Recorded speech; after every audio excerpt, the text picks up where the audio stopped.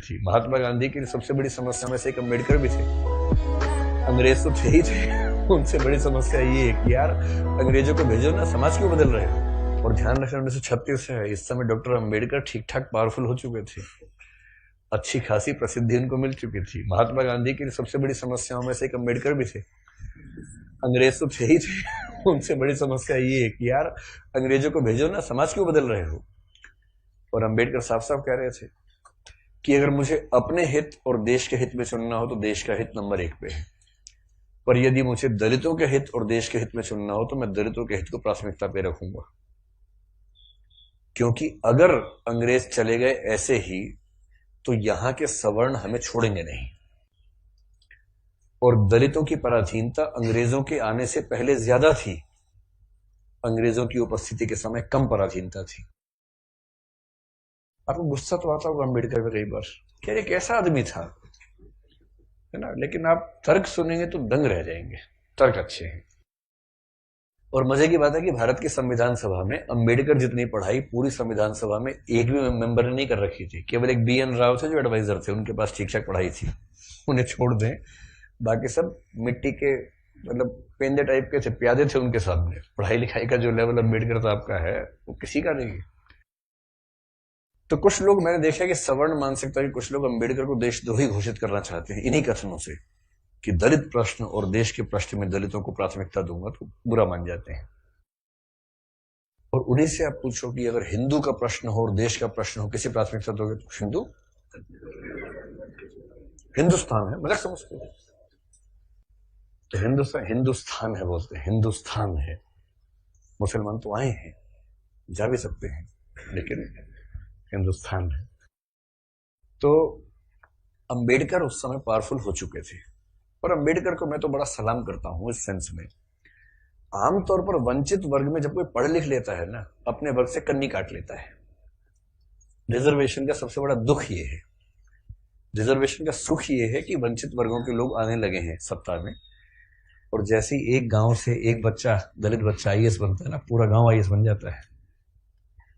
आरक्षण के वित्तीय लाभ केवल उस व्यक्ति को मिलते हैं जिसको आरक्षण मिला है, पर सामाजिक राजनीतिक लाभ पूरे गांव, पूरे कुनबे, पूरे कस्बे, पूरे शहर को मिलते हैं।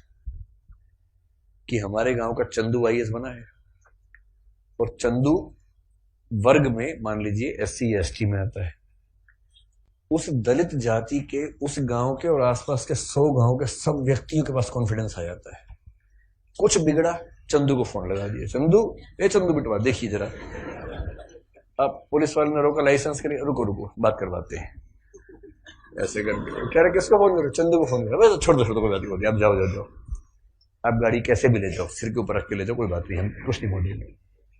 कॉन्फिडेंस लेवल बढ़ जाता है। एक रिजर्वेशन का फायदा ये होता है, आर्थिक फायदा नहीं होता, रिजर्वेशन आर्थिक मामला नहीं है, तो सामाजिक राजनीतिक समतलीकरण का मामला है, उसमें उसको देखना है। और अम्बेडकर ने, आजकल क्या होता है कि जो बच्चा IAS बनता है सबसे पहले कोशिश करता है कि उसकी जाति किसी को पता ना लगे कि वो रिजर्वेशन में है।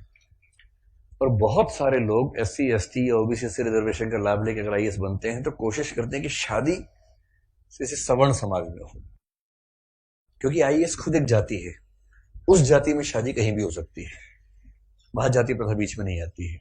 ऐसी IPS भी एक जाति है जो IAS से नीचे की जाती है लेकिन ठीक ठाक जाती है, वो भी अपने आप में ठीक ठाक जाती है। जैसे IAS पति IPS पत्नी, लोग कहेंगे हाँ ठीक है, IPS पति IAS पत्नी, तो लोग कहते हैं अच्छा चलो कोई बात नहीं ठीक है इस तरह से मैनेज करते हैं, क्योंकि IPS नीची जाती है, IAS थोड़ी ऊंची जाती है, और IRS और बाकी सब तो बहुत ही नीची जाती हैं। और उसमें जो ग्रुप भी हैं वो तो शूद्र टाइप के माने जाएंगे कि ये तो बहुत ही नीचे के लोग हैं। बेशक UPSC ने सफलता दी हो, पर ये तो ये नहीं चलेंगे, इनके 10 नंबर कम आए थे, इनको बाहर करो यहाँ से एक प्रकार की जाति व्यवस्था वहां भी है। तो दलित चेतना जो अम्बेडकर की वजह से, अम्बेडकर का सम्मान क्यों करना चाहिए कि वो इतना पढ़ने लिखने के बाद भी चाहते तो वो भी एक शानदार जिंदगी जी सकते थे, उनको मिल ही रही थी भाई। वो PCS ऑफिसर थे बड़ौदा में, मजाक छोड़ना है, नागपुर में शायद।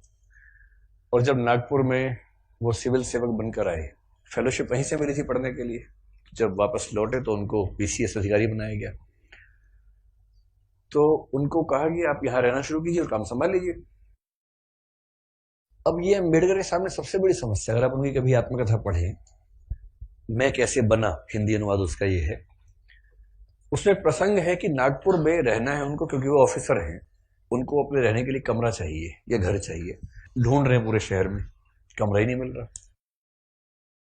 लोग पहले पूछते हैं जाति कौन सी है, वो बताते हैं कि महार जाति का हूं, तो भाई कमरा नहीं है हमारे पास, हम किसी दलित को कमरा देंगे ही नहीं अपना।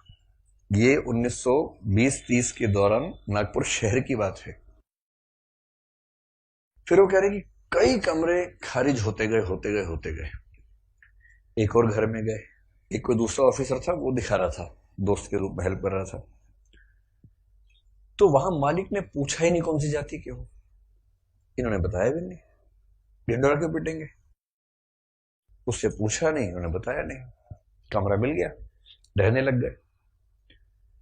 और फिर वो देखते हैं कि एक दिन अचानक सुबह उठा तो बहुत शोर मचा हुआ था, मुझे लगा पता नहीं क्या हो गया, खिड़की से नीचे देखा तो हजारों की भीड़ हाथ में डंडे भाले हथियार लेके खड़ी हुई थी। उनको पता लग गया था कि एक दलित आदमी इस घर में रहता है और वो भीड़ मेरा कत्ल करने के लिए आई थी। और उसके बाद कुछ दोस्तों की मदद से पता नहीं पीछे के दरवाजे से कहां से किसी तरह से उनकी जान बचा के भगाया गया उनको। इस दौर से वो गुजरे थे। ये उसी देश की बात चल रही है, सारे जहां से अच्छा हिंदुस्तान हमारा, हम बुलबुलें हैं इसकी, ये गुलसिता हमारा, उसी की बात चल रही है। किसी और देश, पाकिस्तान की बात नहीं चल रही है, उसमें पाकिस्तान था ही नहीं, पाकिस्तान पेट में था उस समय अभी हुआ नहीं था, मतलब होने वाला था, अभी नहीं हुआ था। तो उस देश की बात है। और जब वो स्कूल में पढ़ते थे तो स्कूल में पढ़ते इसलिए थे कि उनके पिता सरकारी नौकरी में थे, तो थोड़ा सा ठीक स्थितियां थी उनकी, इसलिए स्कूल में एडमिशन मिल गया।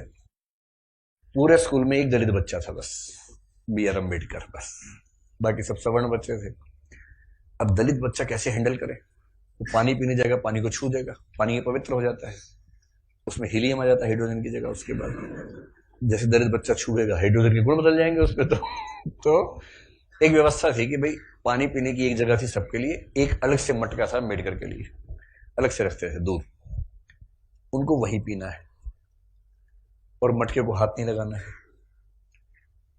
अब कभी कभी क्या हुआ, कई बार ऐसा हुआ कि जो आदमी पानी की व्यवस्था करने के लिए तैनात था वो छुट्टी पे चला गया, एक दिन 2 दिन आया नहीं।